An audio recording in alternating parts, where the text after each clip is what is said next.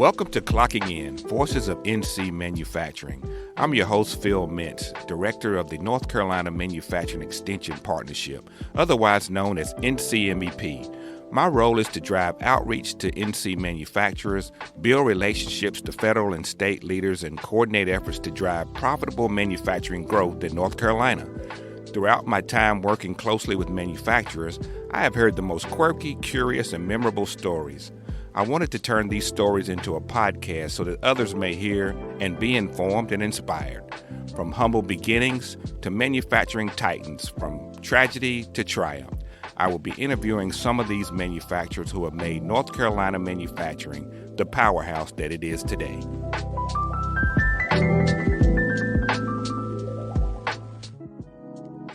Today, once again on Clocking In, Voices of North Carolina Manufacturing, we're speaking with one of the voices of North Carolina manufacturing. Today, I'm speaking with Dyer Bennett. He's a Senior Vice President at Sirchie Corporation. Based in Youngsville, North Carolina, Sirchie Corporation specializes in manufacturing high-quality criminal investigation, tactical, surveillance, and other police-related solutions, including customized special-purpose vehicles. They deliver industry-leading training for public safety, medical, and education communities, featuring hands-on learning techniques. Dyer is responsible for leading all aspects of business operations, including purchasing, manufacturing, engineering, inventory management, order fulfillment, shipping.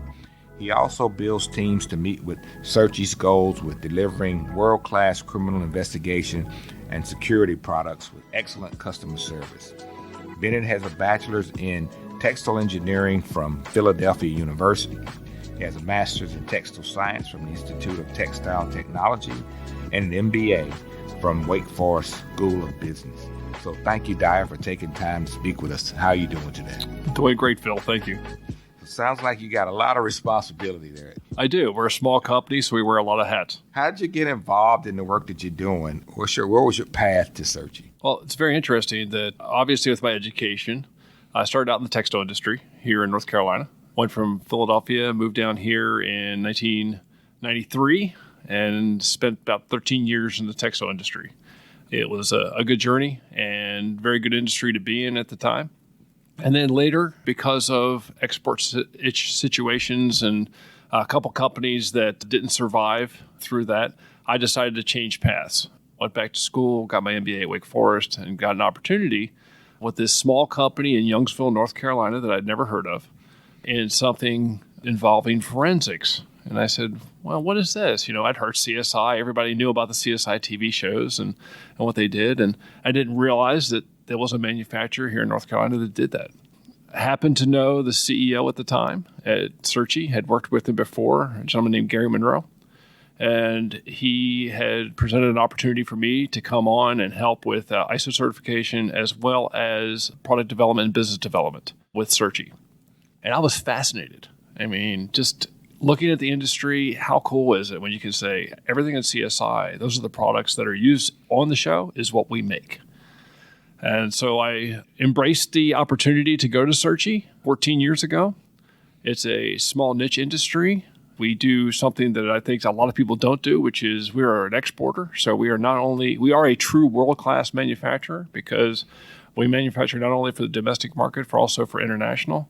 And then the wide variety of things that we do. We think of forensics as this one crime scene investigation, but we don't think about the medical applications of it, the coroner applications of it. Like you said, specialty vehicles that we do for different types of law enforcement. And I always feel when we are working in the forensic industry that we are doing something for the public good. So not only are we making products and making a profit like any good company would do, we also serve a purpose. And I always say that our products either can free the innocent or convict the guilty. So we have a moral obligation to not only make the products, but to make them well and make them work. It's interesting. You talk about you export. We hear a lot about the difficulties of getting stuff here these days and the expensiveness of it. How is it going the other way? Is it more difficult to ship things overseas now? Is it the same as it is to receive them? I think the receiving side is worse. and we can explore that later in the conversation. On the exporting side, absolutely. COVID was a huge change in our business. We went from the same thing in the United States where things shut down. We saw it earlier on. We started to see our Asian customers, Malaysia and those regions, start to shut down earlier than the U.S. market. It heavily affected our European business, Italy, Germany, France. So we are just starting to see that business start to come back and more purchases. And the biggest change for us is that they are experiencing the same transportation costs and issues that we were on imports. So our customers are very open to consolidation. They want their orders to be complete. They want to combine orders together to reduce that export cost, the transportation cost. And there has been a little bit of shift. Worldwide markets for things like cotton swabs were very hard to get. So people have been very open to substituting products or being innovative, pivoting and saying, okay, if I can't get this type of swab, do you have these types? Or being able to offer those customers other options in the interim. So it's been an interesting time. So I guess the way you started answering the question, you also import things? We do. Obviously, there are things that are made outside the United States for some of the products that we make. Not everything is available in the United States, not only because it's not made here, but because the product has an origin overseas. For example, there are no latex gloves made in the United States because we don't grow rubber trees. Right? It makes perfect sense. So you have to get them from somewhere. Most of those come from Malaysia or that region. We have certain chemicals that are made overseas that we had to get in. And in some ways, the supply chain stopped. It literally came to a grinding halt. And either we got no supply or we got very long lead time and expensive supply. And so, again, being innovative, you have to look at those things and decide, is there a secondary source that you can utilize? Or you go to your customers and say, I'm not available. This isn't available. I can't get this. But here's an option for you. We have come up with some pretty creative solutions for our customers. I guess there's some specs that have to be met, of course, to deal with that. But these things that you've created out of necessity, do you see these as improvements in any ways, or you'd rather go back to the way you were doing it? Some have been improvements. Some actually have probably identified some efficiencies and substitutions that should have been made in the past, but forced us to make those changes. I often say that law enforcement is like driving the Titanic. They are very set in their procedures and ways and the things that they've done. So sometimes it's very hard to get them to steer differently. But when COVID hit and all of a sudden things weren't available and they still had to do their jobs, crime didn't stop, right? Investigation didn't stop.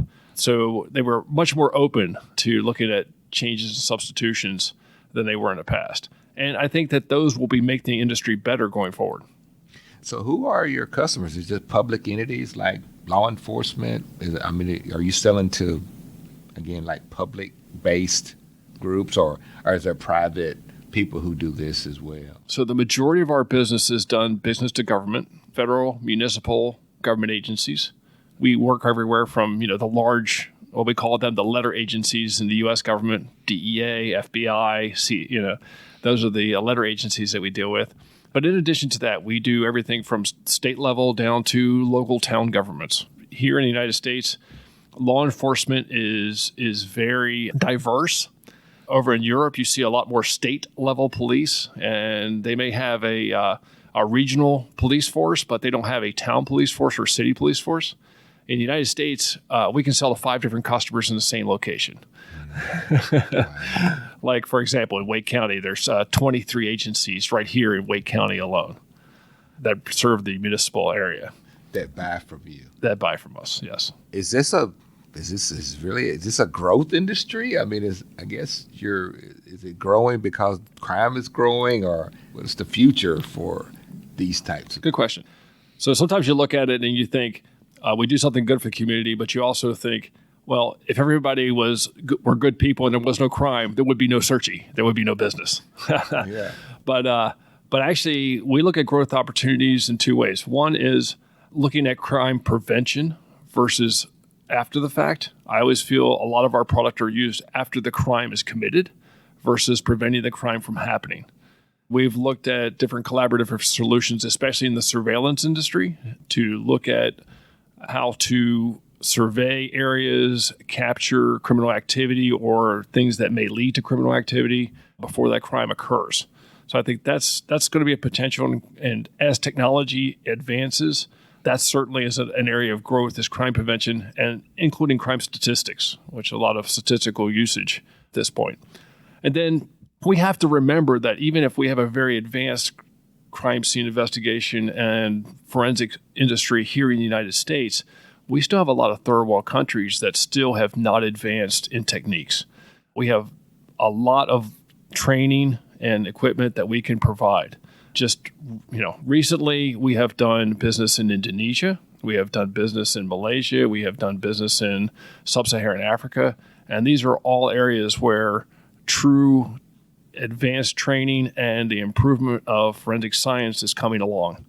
Some of those areas, they're just starting to learn how to take fingerprints. They're just getting things like automated fingerprinting systems for identification. They're starting to get into DNA. We take it for granted. Some countries are just starting to use DNA analysis.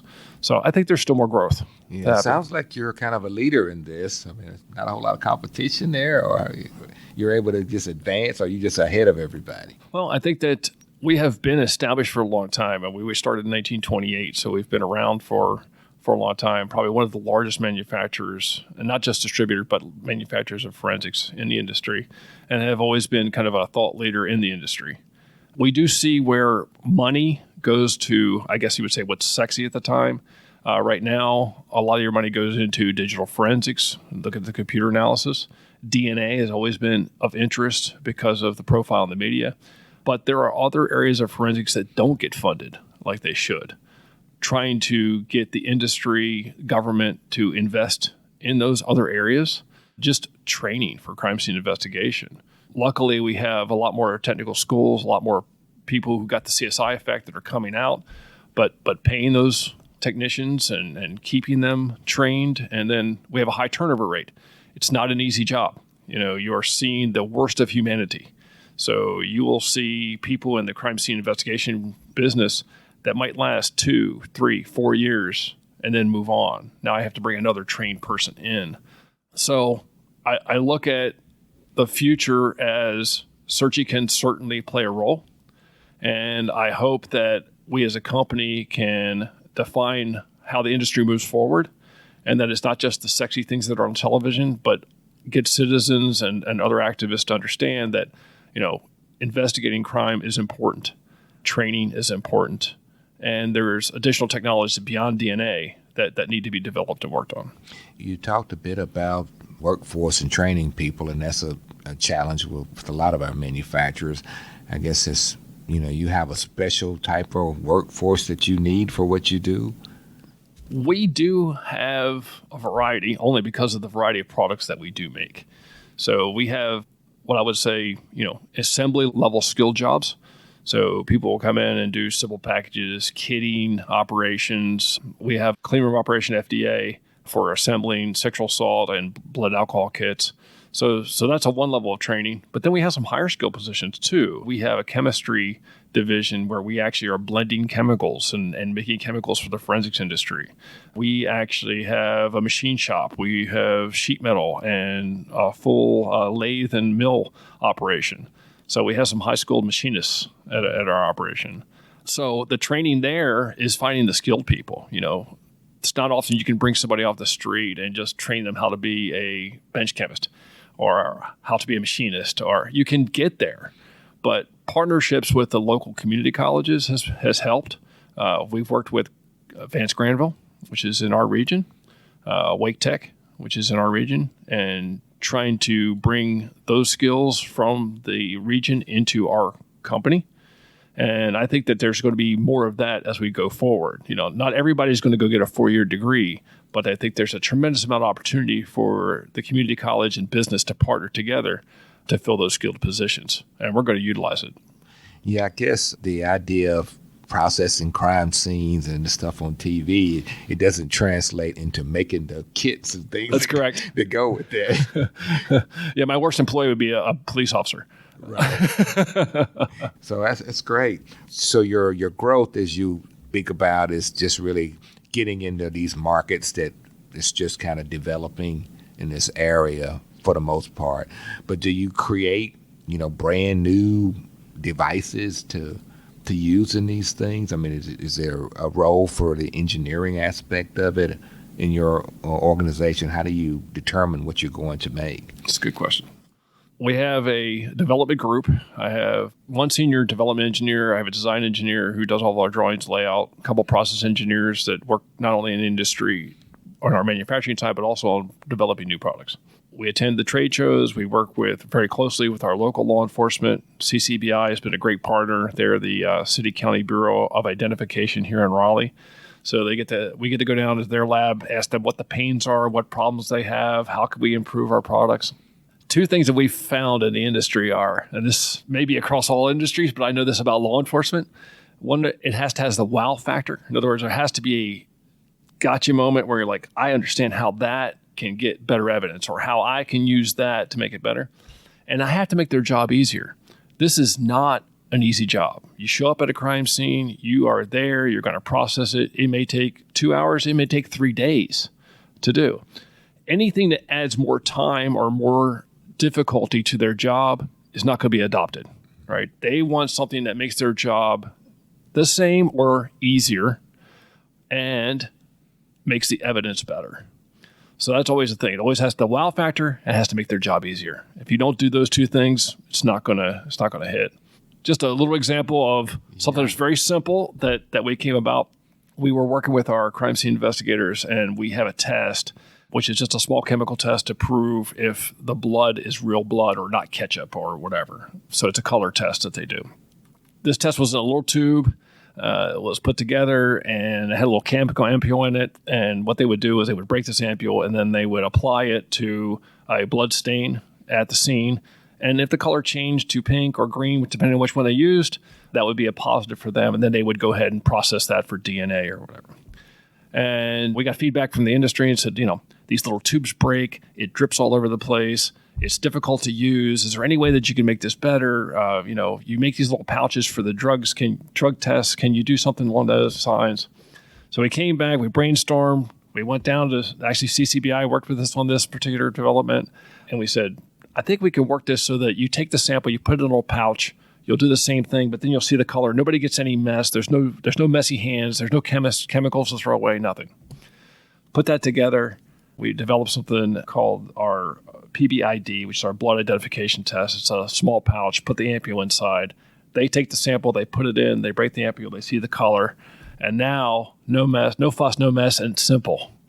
No problems. It's been a big hit. As soon as it's hit the market, we basically went from selling one level of the tube to twice as many of them now that it's easier to use. So, very nice. Yeah, that certainly is a wow factor. Yes. And it's a wow factor for this program, just to hear the fact that we are doing this type of thing in North Carolina and nearby. So, again, we're glad to hear of your success and what you do at Sirchie. And I appreciate your time coming on talking to me today about what's going on there. And continued success. Well, Phil, thank you. And I just want to make one plug, if I can, for the entire MEP program. Even in the textile industry, I started in Virginia. I used to work with the Philpott MEP out of Virginia.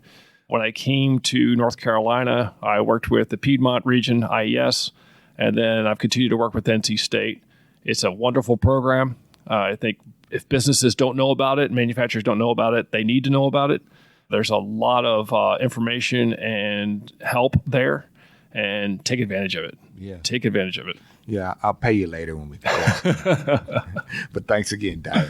Yes, sir. Thank you. Thank you for joining today's Clocking In, Voices of NC Manufacturing. This podcast is brought to you by NC State's College of Engineering, the North Carolina Manufacturing Extension Partnership, and Industry Expansion Solutions. If you'd like to learn more about the solutions NCMEP offers, go to www.ncmep.org. Want to listen to previous Clocking In podcasts? Go to ncmep.org/clockingin.